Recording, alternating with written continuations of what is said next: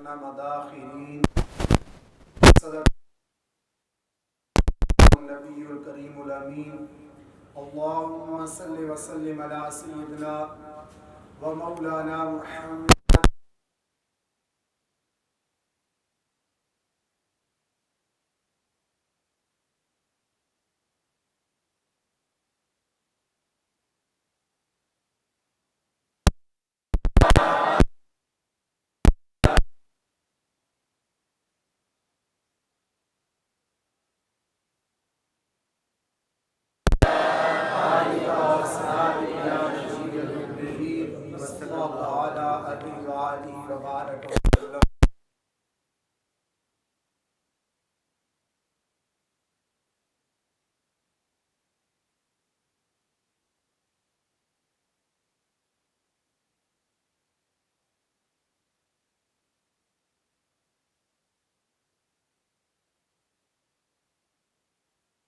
اس کے رکوع نمبر 11 کی آخری آیہ مقصہ ہے. آج جو گفتگو کرنی ہے وہ ہے دعا. جو ہم دعا مانگتے ہیں اس کے بارے میں اللہ رب العزت جل شانہ کا کیا حکم ہے. پیارے رسول کریم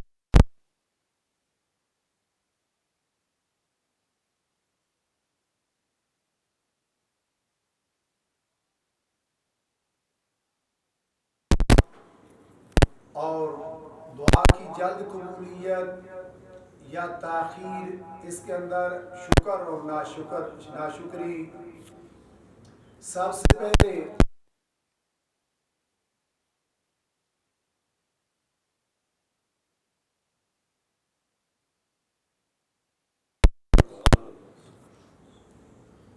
پیارے رسول کریم صلی اللہ علیہ وآلہ وبارک وسلم نے دعا کر کے اپنی امت کو تعلیم ارشاد فرمائے. صحابہ کرام رضوان اللہ تعالی علیہم اجمعین کے ساتھ مختلف مواقع پہ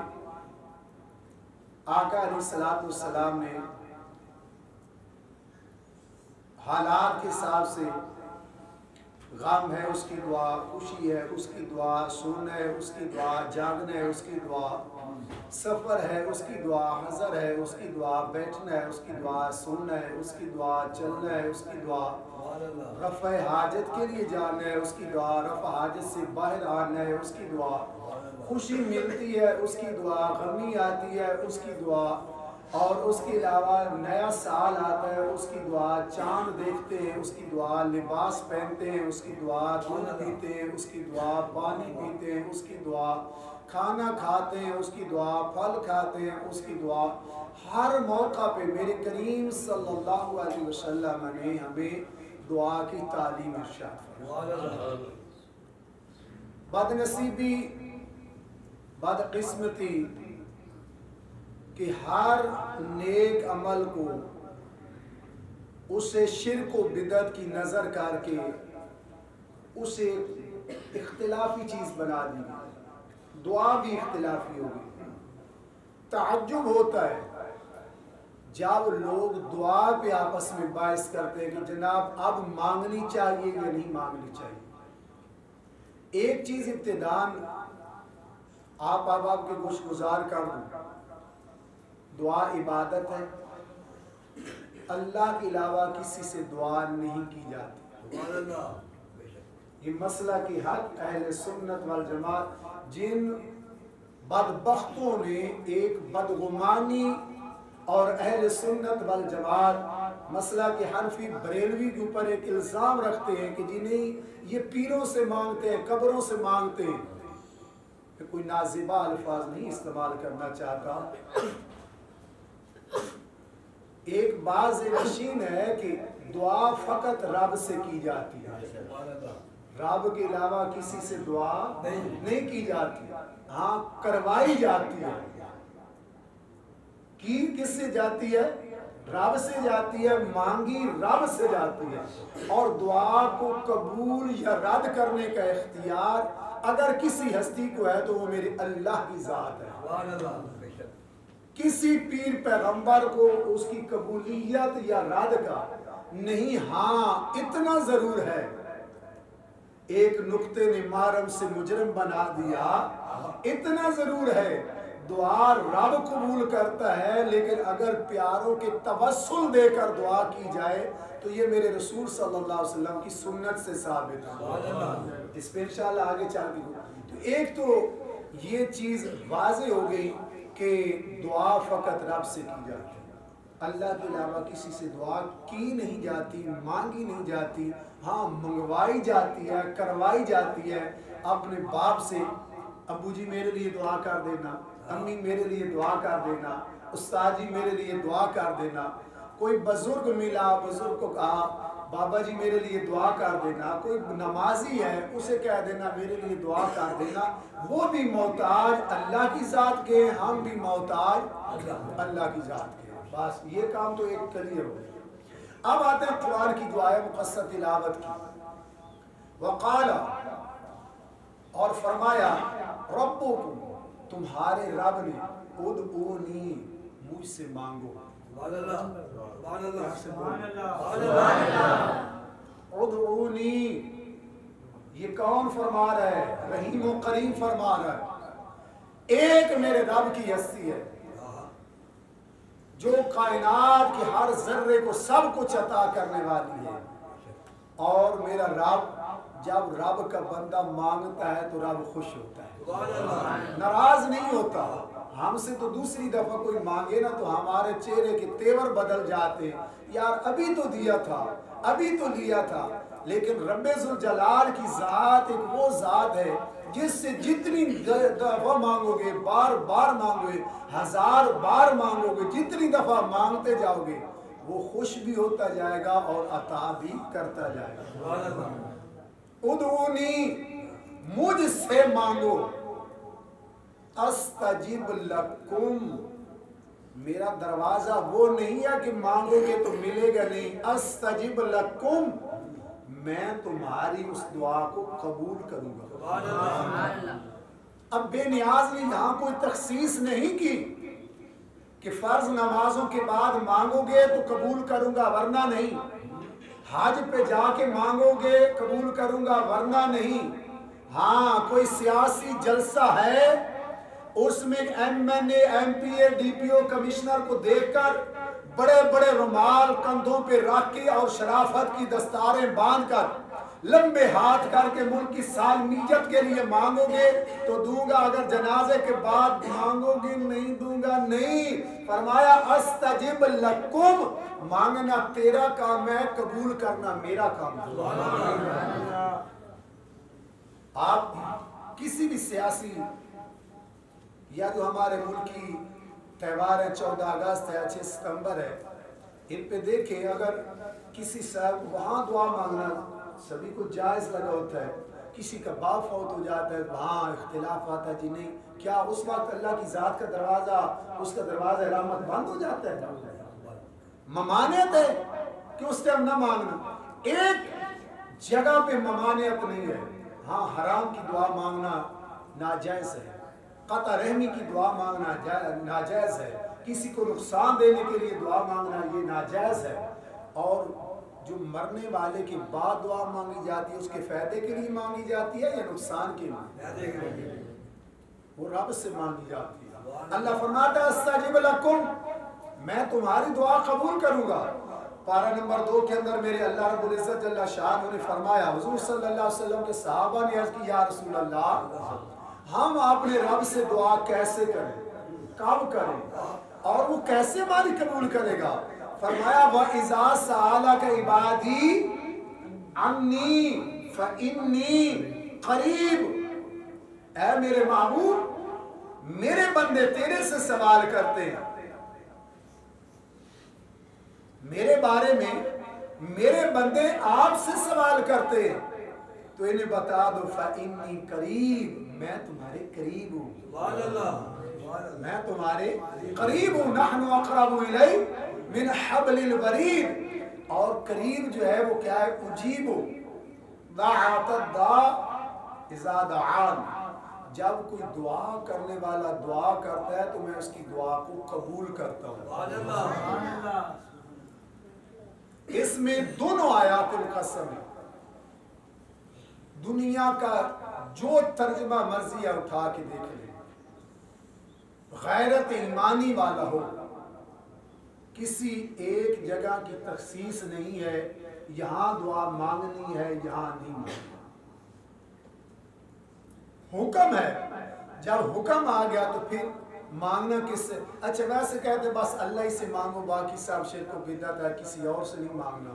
ایمانداری کی بات بتائیں، جن کی داڑھیاں سفید ہو گئی ہیں، 70 سال عمر ہو گئی ہے، جنازے کے بعد دعا میت سے مانگتے ہو یا خدا سے مانگتے ہو؟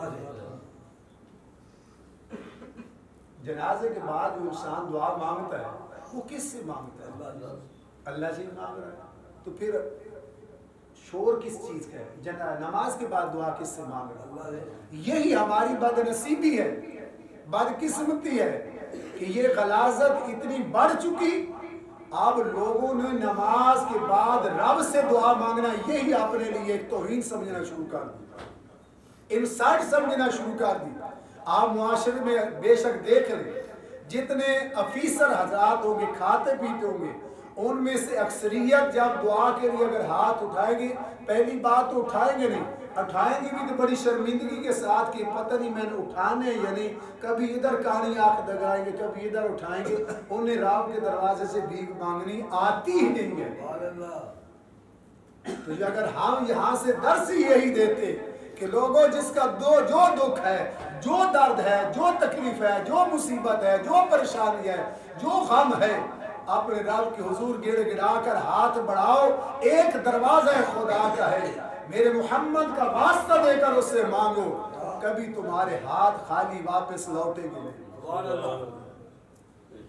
تو دعا ہر لمحہ کرو.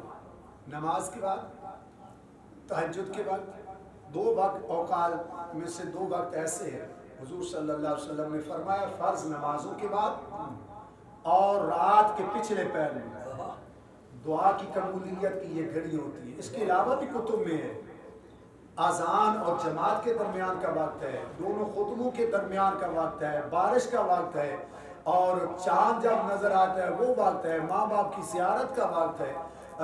اسی طریقے سے لیلۃ القدر کی راتیں، اسی طریقے سے شب قدر کی راتیں اور عیدین کی راتیں، یوم عرفہ کی راتیں، مینا کی راتیں. تو یہ سارے جو ہے معاملات اللہ رب العزت ہر کچھ لمحات ایسے ہوتے ہیں کہ جب انسان ہاتھ بڑھاتا ہے، رب ہاتھ بڑھانے والے کے ہاتھوں کو نہیں دیکھتا، ان رحمت کی گھڑیوں کو دیکھ کر اسے بھی عطا فرما دیتا. تو انسان کو اب رہی ہاتھ اٹھانے کا یا جھکانے. اب فرض نمازوں کے بعد آپ دیکھ لیں دن بدن ہماری نسل نو کا کیا حال ہوتا جا رہا ہے. فجر کی نماز کا سلام پھرتا ہے، کتنے لوگ خشوع و خضوع سے کیا دروازے خداوندی سے مانگنے کا یہی طریقہ ہے جس طریقے سے ہم مانگتے ہیں. دیگر اوقات میں جب ہم دعا کر رہے ہوتے ہیں ہمارا تصور کیا ہوتا ہے؟ وہ بے نیاز کہتا ہے انی قریب، میں تمہارے قریب ہوں. اگر ایک بندہ ملازم ہے، آپ ٹی وی پہ دیکھتے ہیں کہ جن کے عزیز فورسز میں ہیں ان سے پوچھیں، سینئر آ جائے اور جونیئر وہاں کھڑا ہو یا وہاں وہ چھٹی کے لیے اپلائی کر رہا ہے، ریکویسٹ کر رہا ہے، تو اس وقت وہ بالکل ٹینشن ہوتا ہے، ادھر ادھر نہیں دیکھتا. اگر ادھر اپنے سینئر کو درخواست بھی کر رہا ہے، ادھر وہ ایسے کر رہا ہے، کبھی ایسے کر رہا ہے، جیسے آج کل پیچھے کرونا گزرا ہے 2 دفعہ ایسے کرے گا اس کے چل باہر نکل دفتر میں. تو یہ تمیز نہیں ہے. تھوڑا سا سوچیے، ہم جب دعا کرتے ہیں اللہ ذوالجلال کو کیا درجہ دے رکھا ہے. وہ بے نیاز فرماتا ہے انی قریب، میں تمہارے قریب ہوں. اور ہم کبھی پنکھا دیکھ رہے ہیں، کبھی جناب لائٹ دیکھ رہے ہیں، یا اللہ اے بھی دے اے بھی دے. مجھے تو کچھ احباب کی دعاؤں پہ یہ بھی بڑا عجیب سا لگتا ہے، اے بھی دے میں اے بھی دے میں، یا اللہ کرم کرے. کچھ ہمارے مشائخ بھی ایسے بن گئے ہیں، ایسے ایسے ہاتھ بھی کر جب یہ دعا کے آداب میں نہیں ہے۔ اللہ کے حضور مانگنا تو ایسے ایسی دل لگی کے ساتھ مانگو، بس تو ہی میں بھی تو ہی بلا کون نے مانا۔ باب اللہ شاہ نے کیا کمال فرمایا، جے میں تینوں اندر ڈھونڈا پھر مقید جانا، جے میں تینوں باہر ڈھونڈا تو میرے اندر کون سے مانا، اندر تو ہی باہر تو ہی سب تو پاک پہچانا، میں بھی تو ہی بلا کون نے مانا۔ جب سامنے محبوب ہو، میں نے دیکھا ہے، اللہ آپ کو بھی لے جائے ہمیں بھی لے جائے پھر لے جائے، جب کعبے کے سامنے انسان ہوتا ہے اس وقت دعا کی لطف ہی اور ہوتا ہے۔ اگر مینا کی گھڑیوں میں ہوتا ہے دعا کا لطف اور ہوتا ہے، عرفات و مزدلفہ کی وہ عظیم لمحات ہوتے دعا کی لذت اور ہوتی ہے۔ تو جب مینا و عرفات و مزدلفہ والے کو تصور یہ کیا جائے انی قریب، پھر دعا کا لطف بڑھے گا یا کم ہوگا؟ جب یہ ہوگا کہ میں کسی ایسے سے نہیں مانگ رہا پتہ نہیں دے گا یا نہیں دے گا، ایسے کے دروازے پہ نہیں آیا پتہ نہیں میری حاجت پوری کرے گا یا نہیں کرے گا، نہیں، جب یقین کامل ہوگا میں اس کے دروازے پہ آیا ہوں جو غیروں کو بھی بن مانگے عطا کرتا ہے، میں تو اس کا نام لینے والا ہوں، میں تو اس کے محبوب کا کلمہ پڑھنے والا ہوں، میں تو اس کے محبوب کریم صلی اللہ علیہ وسلم کی غلامی کرنے والا ہوں۔ حضرت فاروق اعظم رضی اللہ تعالیٰ عنہ کے بارے میں آتا ہے، آپ حرم پاک میں گئے تو وہاں ایک شخص دعا کر رہا تھا، آنکھیں نہیں تھی کہ یا اللہ مجھے آنکھیں دے دے، ہماری طرح مانگتا ہوگا کبھی ادھر۔ تو فاروق اعظم رضی اللہ تعالیٰ عنہ نے فرمایا کیا مانگ رہا ہے؟ جی نابینا ہوں، آنکھیں نہیں ہیں، بڑا عرصہ ہو گیا منگی جا رہے ہیں مل نہیں گا۔ اچھا، فرمایا میں طواف شروع کرنے لگا ہوں، اگر میرے طواف کرنے تک تجھے آنکھیں نہیں مل تو پھر تو ہے ٹھیک، نہیں تو تیرا میں نے سر اڑا دینا۔ جب یہ بات ہوئی، آواز بھی فاروق اعظم کی تھی، آپ نے طواف شروع کیا، گڑ گڑا کر کہتا ہے بے نیاز آپ تو دے دیں۔ ابھی فاروق اعظم رضی اللہ عنہ کا طواف مکمل نہیں ہوا کہ اس کی آنکھوں کی بینائی واپس آ گئی۔ فاروق اعظم رضی اللہ تعالیٰ عنہ نے فرمایا کہ جھوٹ بولتا ہے میں اتنے عرصے مانگ رہا ہوں، تو نے آج تک میرے رب کے دروازے سے مانگا ہی نہیں۔ حقیقت یہی ہے کہ ہم زبان سے مانگتے، ہمارا دل مانگتا ہی نہیں۔ معزز حاضرین، رہا دعا کا ہاتھ اٹھا کے آقا علیہ السلام سے ثابت ہے، اور چلتے پھرتے بھی دعا ثابت ہے۔ قرآن مجید میں دیکھتے ہیں متعدد دعائیں اللہ رب العزت نے خود تعلیم دی۔